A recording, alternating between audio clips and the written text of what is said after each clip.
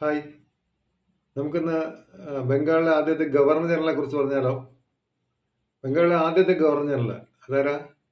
Warren Hastings 1773 regulating act അനുസരിച്ച് ബംഗാളിലെ ആദ്യ ഗവർണർ ജനറലായി മാറി വാറൻ ഹേസ്റ്റിങ്സ്.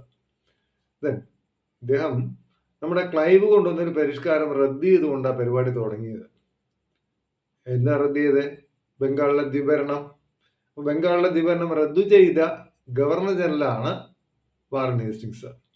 ഇനി എന്തായാലും 1773 റെഗുലേറ്റിംഗ് ആക്ടിൽ പറഞ്ഞിരുന്നതനുസരിച്ച് 1774 കൽക്കത്തയിൽ ആദ്യമായിട്ട് ഒരു സുപ്രീം കോടതി സ്ഥാപിച്ചു. കൊൽക്കത്തയിൽ ആദ്യമായിട്ട് ഒരു സുപ്രീം കോടതി സ്ഥാപിച്ചത് വാറൻ ഹേസ്റ്റിങ്സ് ആണ്.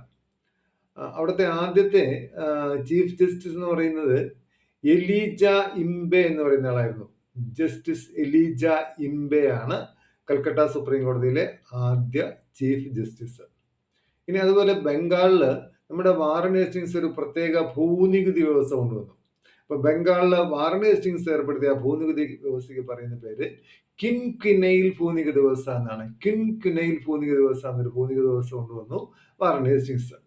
ഇനി അതുപോലെ അദ്ദേഹമാണ് 1774 കൊൽക്കത്തയിൽ ആദ്യമായിട്ടൊരു പോസ്റ്റ് ഓഫീസ് സ്ഥാപിച്ച ആള്. 1774 കൊൽക്കത്തയിൽ ആദ്യമായിട്ടൊരു പോസ്റ്റ് ഓഫീസ് സ്ഥാപിച്ചു വാറൻ ഹേസ്റ്റിങ്സ്. പിന്നെ 1784 10 വർഷം കഴിഞ്ഞു അല്ലെ.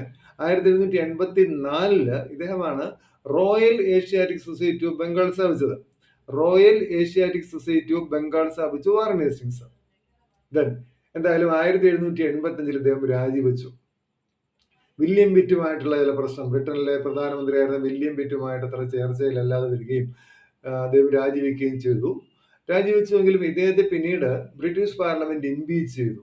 ഇദ്ദേഹത്തിന്റെ കാലത്ത് ഇവിടെ ഉണ്ടായ മറ്റേ നന്ദകുമാർ മർഡർ കേസുമായിട്ട് ബന്ധപ്പെട്ട് ഇദ്ദേഹത്തിന് ബ്രിട്ടീഷ് പാർലമെന്റ് ഇംപീച്ച് ചെയ്തു. അപ്പോൾ ബ്രിട്ടീഷ് പാർലമെന്റ് ഇംപീച്ച് ചെയ്ത ഇന്ത്യയിലെ ആദ്യത്തെ ഗവർണർ ജനറൽ വാറൻ ഹേസ്റ്റിങ്സ്.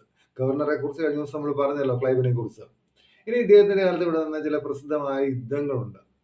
ഒന്ന് നമ്മുടെ റോഹില്ല യുദ്ധം, പിന്നെ 1ഉം 2ഉം ആംഗ്ലോ മറാത്ത യുദ്ധങ്ങൾ ഇദ്ദേഹത്തിന്റെ കാലത്താണ്. ഇനി ഇദ്ദേഹത്തിന്റെ കാലത്ത് നടന്ന പ്രശസ്തമായ ഒരു കലാപമാണ് ബംഗാളിലെ സന്യാസിമാർ നടത്തിയ സന്യാസി കലാപം എന്ന് പറയുന്ന കലാപം. അത് 1763 തുടങ്ങി ഏതാണ്ട് 1800 വരെ നീണ്ടുന്ന ഒരു കലാപമാണ്.